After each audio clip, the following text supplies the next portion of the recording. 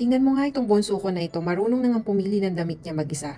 Nung nalaman niya na aalis kami, aba ay kumuha na ng set ng damit from shirt to pants to socks, pati na rin yung kanyang sapatos. At nilatag niya sa kama niya ng ganyan. Yes, siyang nag-organize niyan. Nakakatuwa nga lang at alam na niya ang gagawin niya. After that is naligo na siya. Sabi niya maliligo na daw siya. Although naligo na siya nung umaga, nung nalaman niyang aalis kami, naligo ulit. Gusto niya malinis siya bago siya magsuot ng kanyang bagong damit. So ayan, naliligo nga siya ng mag-isa niya.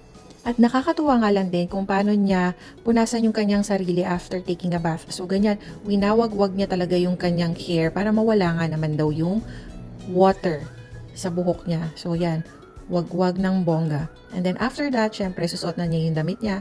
And yes, he's doing it on his own pa din. Ayaw nga niyang nakikialam ako when he's doing his stuff.